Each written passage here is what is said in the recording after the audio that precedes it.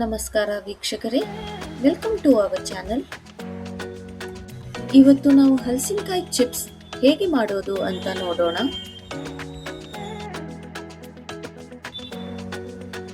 ಇದಕ್ಕೆ ಬೇಕಾಗಿರುವ ಸಾಮಗ್ರಿಗಳು: ಒಂದು ಹಲಸಿನಕಾಯಿ, ಕರಿಯಲು ಎಣ್ಣೆ, ಉಪ್ಪು, ಅರಿಶಿನ ಪುಡಿ ಮತ್ತೆ ನೀರು.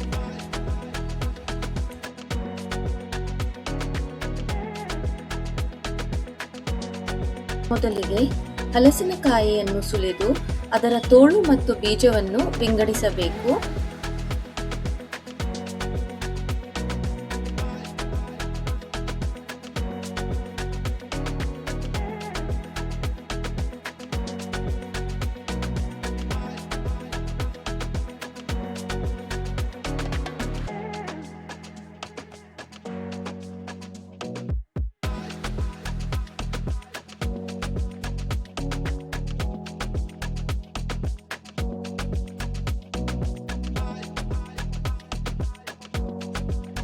ವಿಂಗಡಿಸಿರುವ ತೋಳುಗಳನ್ನು ಉದ್ದಕ್ಕೆ ಹೆಚ್ಚಿಕೊಳ್ಳಬೇಕು. ಹೆಚ್ಚಿರುವ ತೋಳುಗಳನ್ನು ಒಂದು ಪೇಪರ್ ಅಥವಾ ಬಟ್ಟೆ ಮೇಲೆ ಹರಡಿಸಿ 30 ನಿಮಿಷ ಇಡಬೇಕು.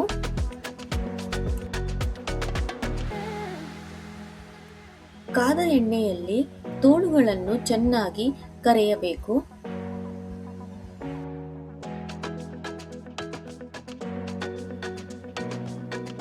ಒಂದು ಪಾತ್ರೆಗೆ 1 ಗ್ಲಾಸ್ ನೀರು, ಅರಿಶಿನ ಪುಡಿ ಮತ್ತು ಉಪ್ಪು ಹಾಕಿ ಮಿಕ್ಸ್ ಮಾಡಿ ಇಟ್ಕೊಳ್ಳಿ.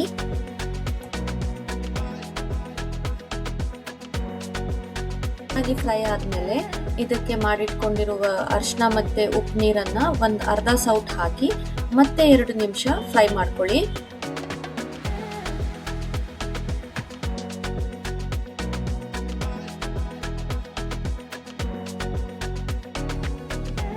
ಇದೇ ರೀತಿ ಎಲ್ಲ ಹೆಚ್ಚಿರುವ ತೋಳನ್ನು ಫ್ರೈ ಮಾಡ್ಕೊಳ್ಳಿ.